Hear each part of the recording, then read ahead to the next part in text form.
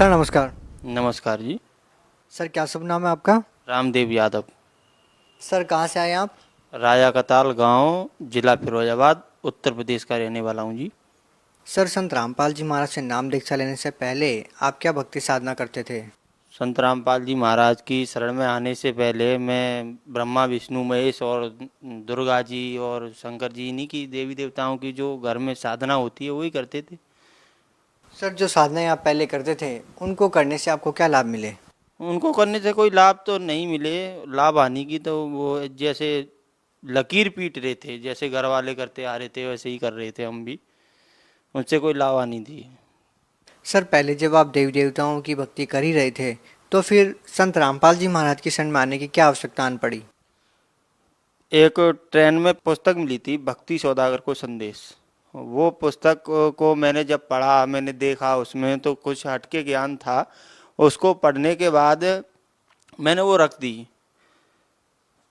तो कुछ दिनों के बाद पुस्तक प्रचार करने वाले हमारे घर के सामने एक भगत रहता है सुरेंद्र, तो उसने मुझे एक पुस्तक दी, ज्ञान गंगा। तो ज्ञान गंगा पुस्तक मैंने उसको बताया कि पुस्तक मेरे पास है। मैंने उसको पढ़ा। जब मैंने उसमें पढ़ा था कि ब्रह्मा विष्णु महेश के भी माता पिता हैं, इनका भी जन्म होता है, मृत्यु भी होती है, और तो फिर जब यही जन्म मृत्यु होती है तो फिर भक्ति करने से फायदा क्या है।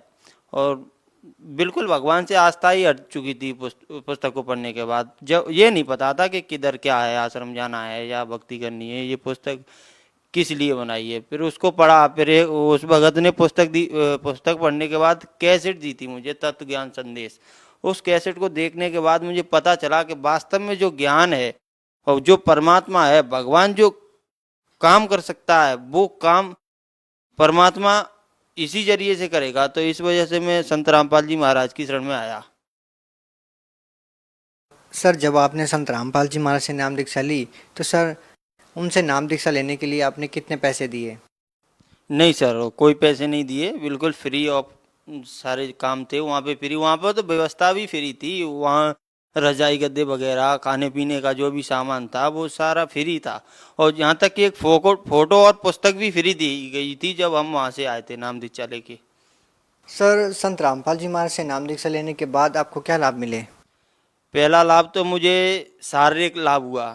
और मेरी रीढ़ की हड्डी के अंदर पस पड़ गया था। डॉक्टर ने मुझको बेड रेस्ट बताया था। संत रामपाल जी महाराज की शरण में आने के बाद मुझे ये लाभ हुआ है कि मैंने एक भी दिन बेड रेस्ट नहीं किया। और मैं वास्तव में जो परमात्मा लाभ दे सकता है वो लाभ केवल संत रामपाल महाराज की शरण में आने से दे सकता है। तो वो जो बेड रेस्ट बताया था, मैंने एक भी दिन बेड रेस्ट नहीं किया। मैं चिलम पीता था, मैं नशा भी करता था, दारू भी पी लेता था। तो वो जिस दिन से मैं संत रामपाल जी महाराज की शरण में आया हूँ, उस दिन से मैंने चलम को हाथ नहीं लगाया है, दारू को हाथ नहीं लगाया, यहाँ तक कि मैं किसी को लाके भी नहीं दिए जो। और एक लाभ आपको बताऊं कि मेरी भक्तिमती थोड़ी बाद में जुड़ी हुई है। तो मेरी बच्ची बहुत बीमार रहती थी। तो जब कानपुर में नामदान सेंटर पे से जब भक्तिमती ने नामदान लिया, तो मेरी लड़की जो बीमार रहती थी वो नामदान लेने के बाद जब वो बच्ची के पेट से पलटी में रसगुल्ले जैसा इतना बड़ा, जैसे पनीर के जैसा वो गोला टाइप, उसकी पलटी में बाहर निकला था। जबकि डॉक्टरों ने कुछ नहीं उसको दिखा पाया, न कभी बता पाया कि इसको ये है।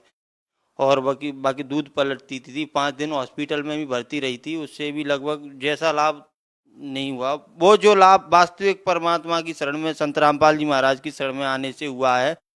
और मेरी बीड़ी तम्बाकू और मैं जो चिलम को तो मैंने हाथ भी नहीं लगाया, दारू को ऐसे मैंने बिल्कुल छुआ भी नहीं। सर जैसा कि अभी आपने बताया कि संत रामपाल जी महाराज की शरण में आने से पहले आप बहुत सारा नशा करते थे, तो सर क्या संत रामपाल जी महाराज जी नशा छुड़वाने के लिए कोई दवाई या जड़ी बूटी देते हैं जिसको लेने के बाद उनके श्रद्धालु नशा छोड़ देते हैं? नहीं नहीं नहीं, ऐसी कोई चीज़ नहीं दी। संत रामपाल जी महाराज ने केवल ज्ञान बताया था। ज्ञान बताया था परमात्मा ने कि जो मदिरा पीवे कड़वा पानी 70 जन्म सवान के जानी, गरीबदास महाराज की जो वाणी है वो वाणी से, वो ज्ञान के आधार से ऐसा कर दिया, अंदर से इच्छा ही नहीं हुई वो नशा करने की, बिल्कुल मालिक ने ऐसा कर दिया। और पहली बार जब मैंने दीक्षा ली थी और गुरुदेव ने मेरे सिर पे जैसे हाथ रखा था, संत रामपाल जी महाराज ने मेरे सिर पे हाथ रखा, तो क्या बताऊं आपको, कई क्विंटल वजन मेरे सिर से उतर गया और जैसे फूल के जैसा शरीर हो गया था मेरा, बिल्कुल फूल के जैसा शरीर हो गया था। और उस दिन से और आज तक वो बीड़ी तम्बाकू चिलम वगैरह उसको इच्छा नहीं होती अब बिल्कुल भी। सर पहले आप सभी देव देवताओं की पूजा करते थे, अब आपने करना छोड़ दिया है। सर संत रामपाल जी महाराज के बारे में ये कहा जाता है कि वो देव देवताओं की भक्ति छुड़वाते हैं। सर इसके बारे में आप क्या कहना चाहेंगे? नहीं, देवी देवताओं की भक्ति नहीं छुड़वाते, वो जो भक्ति करने का तरीका बताते हैं, उनकी साधना जो है वो कैसे करनी चाहिए। पत्थर पे पानी डालने से वो देवी देवताओं की साधना नहीं होती, उनकी साधना है जैसे कलयुग केवल नाम आधारा और सुमिर सुमिर नर हो वह पारा। उस तरीके से जो नाम है इन देवी देवताओं का, रामायण में श्री राम ने बताया है कि कह रघुपत सुन भामिनी माता, मानो एक भक्ति का नाता और राम भक्ति के बेअधिकारी, जिनको सत्संगत प्यारी, मंत्र जपो मम दृढ़ विश्वासा और पंचम भजम जो वेद प्रकाशा। जो वेदों में नामों का वर्णन है, वो जो 5 नाम इन देवी देवताओं के प्रधानों के हैं, वो संत रामपाल जी महाराज वो साधना बताते हैं शास्त्रों के आधार से। सर आपके अनुसार शास्त्र विधि साधना क्या है? जो शास्त्रों में प्रमाणित साधना है उसको शास्त्र के आधार से साधना कहते हैं। जो शास्त्रों में वेदों में जो बताया कि ओम करतो समर किलवे समर, और गीता जी में बताया कि ओम इति एकाचरम माम ब्रह्म विहारन माम अनुसरम यह परयाति तजन देहम सयाति परमाम गतिम। जो साधना अपने शास्त्रों में बताई है, वो सारे शास्त्रों में एक ही बात बताई है, वो शास्त्र विधि के अनुसार साधना है। सर जैसा कि हिंदू धर्म में जो लाखों वर्षों से पूजा पद्धति चली आ रही है, उस पर संत रामपाल जी महाराज जी प्रश्न चिन्ह खड़ा करते हैं। ऐसा संत रामपाल जी महाराज जी ने अपने वेदों शास्त्रों में क्या पढ़ लिया कि लाखों वर्षों से चली आ रही पूजा पद्धति पर उन्होंने प्रश्न चिन्ह खड़ा कर दिया? ऐसा है कि जैसे पहले के जो धर्म गुरु थे, आचार्य थे, वो ठीक से नहीं पढ़ पाए।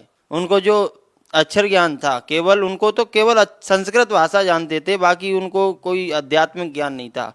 वो आध्यात्मिक ज्ञान तो केवल परमात्मा का जो नुमाइंदा होता है, केवल उसी को है। सर हिंदुस्तान में बहुत सारे धर्मगुरु हैं, हजारों लाखों, सभी भिन्न भिन्न प्रकार की साधनाएं भी देते हैं और उनके लाखों करोड़ों शिष्य भी हैं। तो सर आप क्यों ना किसी और संत से नाम दीक्षा लेते?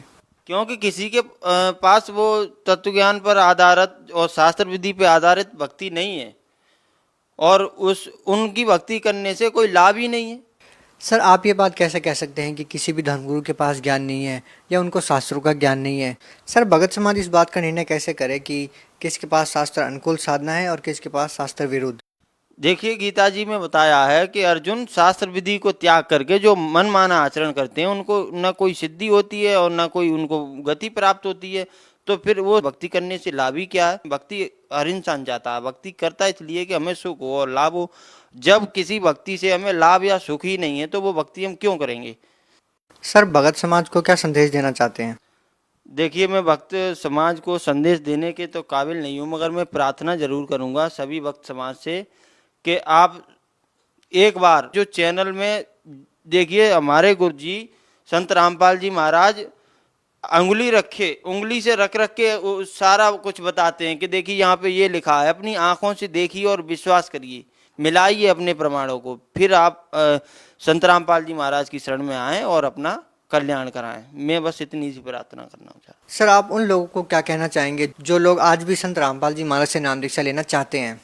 जो भी भक्तात्मा परमात्मा संत रामपाल जी महाराज से नाम उपदेश लेना चाहते हैं, तो वो जगह जगह पर नाम स्थल बने हुए हैं, इटावा में, आगरा में और सारे जिलों में वो नामदान बने हुए हैं। जो चैनल के नीचे जो पीली लाइन आती है, उस पर नंबर भी आते हैं। उन नंबरों पे आप कांटेक्ट करके और वो नामदान स्थल का पता लगा के आप जा सकते हैं। वहाँ से आपको नाम दीक्षा बिल्कुल निःशुल्क दी जाएगी। सर बहुत बहुत धन्यवाद आपका। धन्यवाद सर।